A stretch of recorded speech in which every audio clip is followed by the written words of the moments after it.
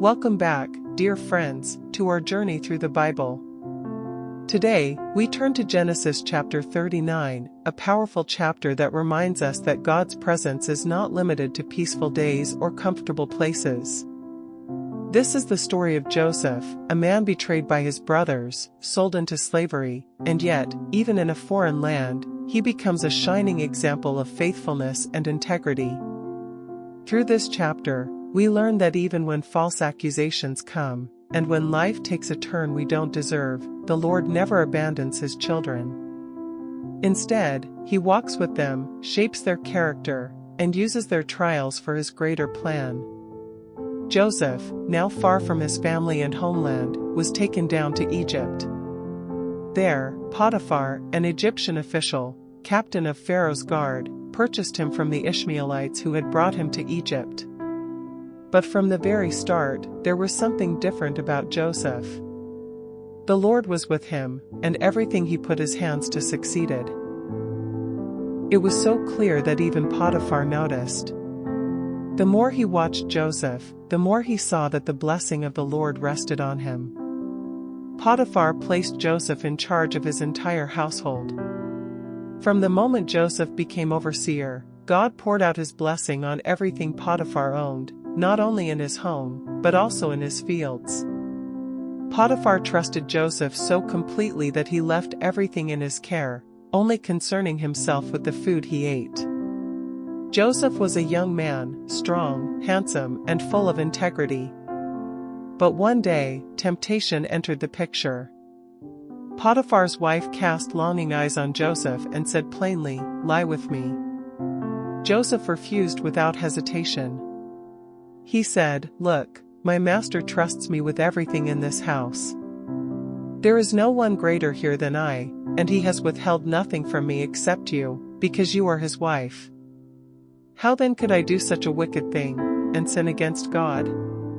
But Potiphar's wife was persistent. Day after day, she tried to entice Joseph.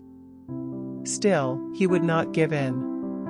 He refused not only to lie with her, but even to be in her presence unnecessarily. Then came the day when the house was empty, no servants inside. Joseph came in to do his work, and suddenly, she caught him by his garment and repeated her demand, "Lie with me." Joseph knew he could not stay a moment longer. He pulled away and fled, leaving his garment in her hand as he ran outside. Shamed and angry, she called the other household servants and twisted the story, claiming, "This Hebrew has been brought here to make a fool of us. He came in to lie with me, but I screamed. When he heard me cry out, he left his garment and ran." She kept the garment until Potiphar returned. Then she repeated her accusation, making Joseph out to be the villain.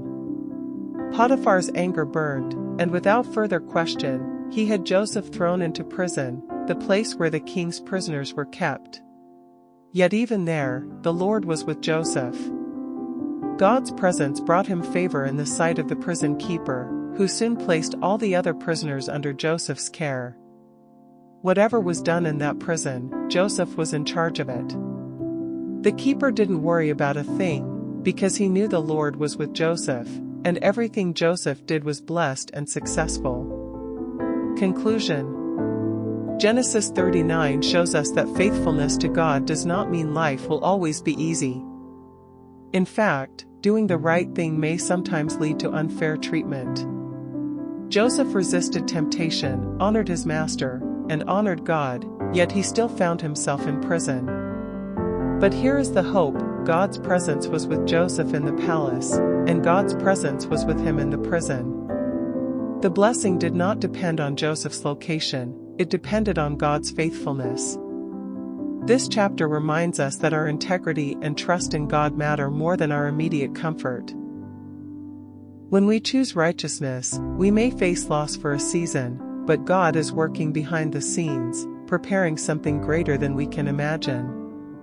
So, let us be encouraged, no matter where life takes us, if the Lord is with us, even our trials can prosper into testimonies.